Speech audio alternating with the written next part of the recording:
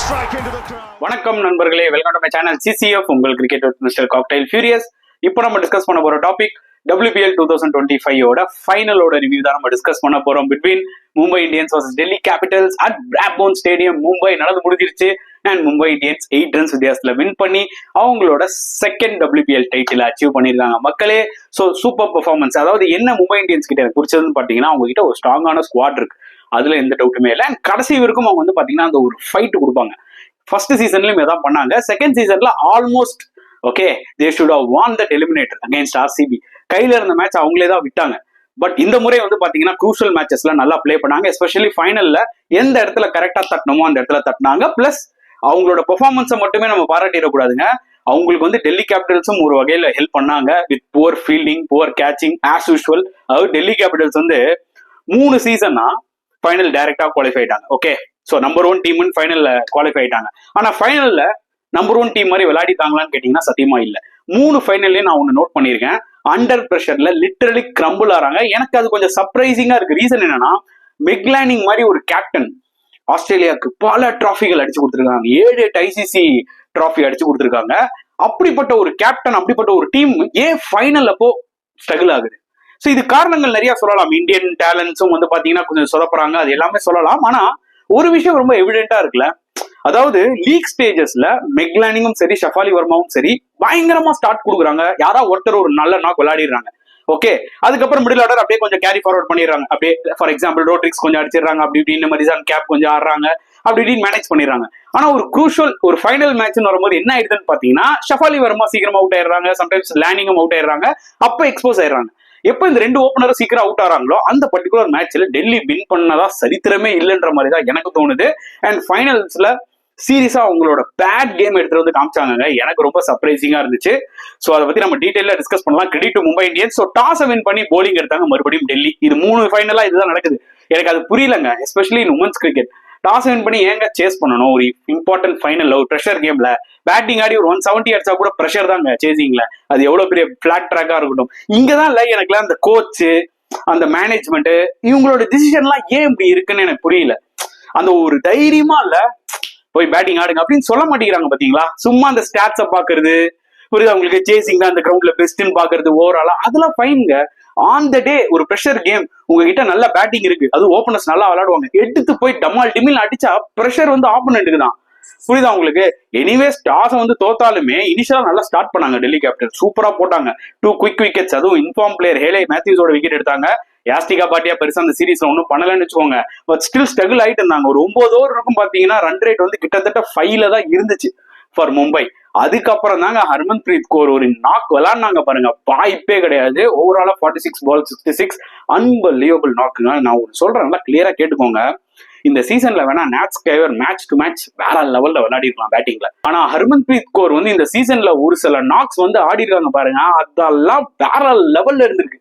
நல்லா ஞாபகம் வச்சுக்கோங்க. ஒரு ஃபைனல்ல எப்படி வந்து பாத்தீங்கன்னா ரெஸ்பான்சிபிலிட்டி எடுத்து விளையாடினாங்க பாருங்க. எனக்கு தெரிஞ்சு இது ஓவரால் இந்தியன் டீம்லயே ஒரே ஒரு பிளேயர் ஃபைனல்ஸ்ல பெர்ஃபார்ம் பண்றது பாத்தீங்கன்னா ஹர்மன் பிரீத் கௌரா தான் இருக்கும். அந்த குரூஷியல் நாக் அவுட் மேட்ச்னு வந்தா மத்த எந்த பிளேயருமே அந்த பிரஷர் ஹேண்டில் பண்ண மாட்டாங்க. ஷஃபாலி வர்மானா பாருங்க, என்னைக்குமே ஒரு குரூஷியல் நாக் அவுட் மேட்ச் இந்தியாவுக்கு வரும்போது அவுட் ஆயிடுவாங்க.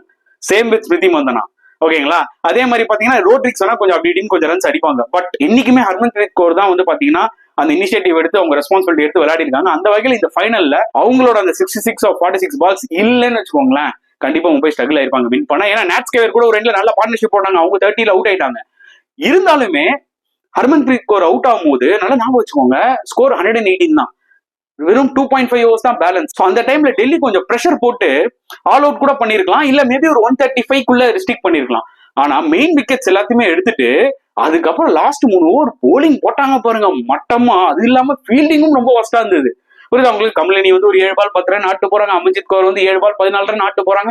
நான் என்ன சொல்ல வரேன்னா, அவங்க எல்லாம் நல்ல பிளேயர்ஸ் தான், பட் பிரஷர்ல வந்து ஆடுறாங்கன்னு போது நீங்க ஒண்ணுமே பெட்டரா போட்டிருக்கலாம், பெட்டரா ஃபீல் பண்ணிருக்கலாம்ல. 149க்கு பதில் ஒரு 139 அடிச்சிருந்தாங்கன்னு வச்சுக்கோங்களேன், மும்பை கான்பிடென்டா டெல்லி உள்ள போயிருப்பாங்க.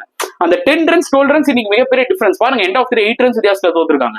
இந்த மாதிரி சின்ன சின்ன மிஸ்டேக்ஸ் 3 வருஷமா டெல்லி பண்ணிட்டு தான் இருக்காங்க ஃபைனல்ல. சோ 149 அவங்க அடிக்கும் போது தெரியும், ஓகே 150 டார்கெட்ல ரொம்ப கஷ்டம். ஏன்னா நம்ம பசங்க கிட்ட கூட சொல்லியிருந்தேன், 140க்கு மேல போனாலே இந்த விக்கெட்ல வந்து பாத்தீங்கன்னா நல்ல ஒரு ஸ்கோர் அப்படின்னு சொல்லி. அண்ட் வழக்கம் போல எப்படி மும்பைக்கு மாதிரியே இங்க டெல்லியில ஓப்பனர்ஸ் சீப் அவுட் ஆயிட்டாங்க. நல்லா ஞாபகம் வச்சுக்கோங்க, மும்பைல ஓப்பனர்ஸ் சீக்கிரமா அவுட் ஆறது பிரச்சனை இல்ல, ஏன்னா அவங்களோட மிடில் ஆர்டர் ரொம்ப ஸ்ட்ராங். ஆனா டெல்லியில பிரச்சனை என்னன்னு பாத்தீங்கன்னா ஷஃபாலி இல்ல லேண்டிங் யாரோ ஒருத்தர் ஒரு பெரிய நாக் விளையாடி ஆகணும். 2 பேருமே அவுட் ஆயிட்டா ரோட்ரிக்ஸ் மட்டும் தான் இருக்காங்க. ஓகே, ஏன்னா ஜெஸ் ஜோனன்சன் எப்போ அடிப்பாங்கன்னு தெரியாது. செகண்ட், அனபல் சதர்லாண்ட் இந்த சீசன்ல படு ஃபெயிலியர் ஆக்சுவலா, to be very honest. So இவங்க வந்து லாஸ்டா கேப் அடிப்பாங்களா, கேப் இந்த மேட்ச் தான் அடிச்சாங்க, அதுக்கு முன்னாடி மேட்ச் அவங்க பெருசா அடிக்கல. புரியுதா உங்களுக்கு? சின்ன சின்ன கான்ட்ரிபியூஷன்ஸ் வந்து சில பிளேயர்ஸ் எல்லாம் வந்து பண்ணாங்க. ஓகே, அந்த பிளேயர்ஸை நம்பி தான் ஆக்சுவலா இவங்க இறங்குறாங்களே.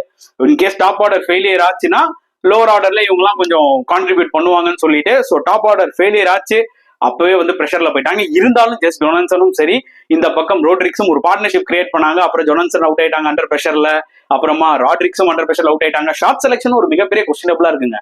ஷஃபாலி வர்மாலாம் பாத்தீங்கன்னா அக்ராஸ்ல போய் அப்படியே வாங்குறாங்க பேட்ல. இப்போதான் உங்க கேப்டன் அவுட் ஆகிறாங்க. கொஞ்சம் பார்த்து ஆடணும்ல, அதாவது எந்த பால் அடிக்கணும், எந்த போலரை நம்ம விளையாடுறோம், இந்த போலர்லாம் கொஞ்சம் பார்த்து ஆடிடணும், அந்த மாதிரி ஒரு தாட்டே இல்லாத மாதிரி எனக்கு தோணுச்சு. இது வந்து 3 ஃபைனலா நடக்கிறத பார்க்கும்போது எனக்கு ரொம்ப ஆச்சரியமா இருக்கு, to be very honest. And அதுக்கப்புறம் பாத்தீங்கன்னா மரிசான் கேப் கேமை திருப்பி உள்ள கொண்டு வந்தாங்க.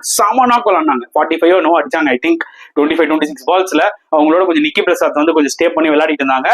பட் பவர் வந்து கேப் கிட்ட தான் இருக்கு. கேப் அவுட் ஆனா காலின்ற மாதிரி தோணுச்சு. கடைசியா வந்து பாத்தீங்கன்னா அவங்க ஸ்கைவர் பால்ல கேட்ச கொடுத்துட்டு போனாங்க. நிக்கி பிரசாத் அவங்களால முடிஞ்ச வரைக்கும் ட்ரை பண்ணாங்க. பட் அன்பார்ச்சுனேட்லி கேமை வின் பண்ண முடியல.